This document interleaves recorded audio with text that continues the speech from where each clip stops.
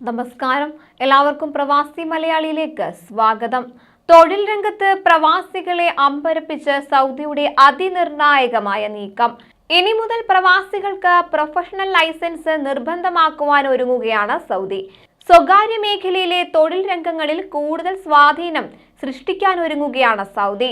Professional licence 16 മേഖലകളിൽ ജോലി ചെയ്യുന്ന വിദേശ തൊഴിലാളികൾക്ക് ഇനി മുതൽ നിർബന്ധമായിട്ടും വേണം.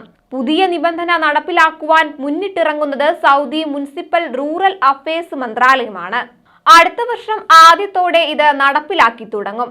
ഡെപ്യൂട്ടി മന്ത്രി ഡോക്ടർ അഹദമദ് ഖത്താനാണ് ഇതിനെക്കുറിച്ചുള്ള വിശദാംശങ്ങൾ അറിയിച്ചത്.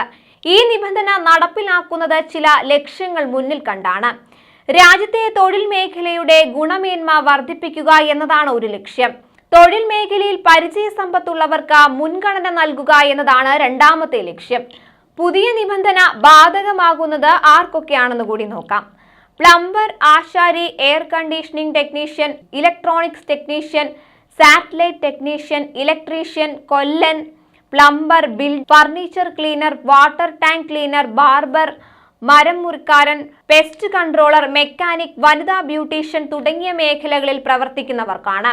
ഈ 16 മേഖലകളിലെ 72 തസ്തികകളിൽ പണിയെടുക്കുന്നവർക്ക് പ്രൊഫഷണൽ സർട്ടിഫിക്കറ്റും നിർബന്ധമാക്കുവാൻ ഒരുങ്ങുകയാണ്. തുടക്കത്തിൽ സ്ഥാപനത്തിലെ ഒരാളെങ്കിലും പ്രൊഫഷണൽ സർട്ടിഫിക്കറ്റ് നേടിയിരിക്കണം. എങ്കിൽ മാത്രമേ സ്ഥാപനത്തിന്റെ ലൈസൻസ് പുതുക്കി നൽകുകയുള്ളൂ. തുടർന്ന് മറ്റുള്ളവർക്ക് കൂടി സർട്ടിഫിക്കറ്റുകൾ ലഭ്യമാക്കുന്നതിനുള്ള നടപടികൾ സ്വീകരിക്കണമെന്നും മന്ത്രി വ്യക്തമാക്കിയിട്ടുണ്ട്. യോഗ്യതയുള്ളവരില്ലെങ്കിൽ ലൈസൻസ് പുതുക്കാനാവില്ല എന്നൊരു മറുവശം കൂടെ ഈ തീരുമാനത്തിന് പിന്നിലുണ്ട്. വിദേശി തൊഴിലാളികളുടെ ഇഖാമയിൽ കാണിച്ചിരിക്കുന്നതും അത് തന്നെയാണ്. ഏത് ജോലിയാണോ അതിന് തുല്യമായ പ്രൊഫഷണൽ സർട്ടിഫിക്കറ്റ് നേടിയിരിക്കണമെന്നുള്ള നിബന്ധനയും ബാധകമാക്കിയിട്ടുണ്ട്. ലൈസൻസുകൾ അനുവദിക്കുന്നത് മുനിസിപ്പൽ മന്ത്രാലയമാണ്.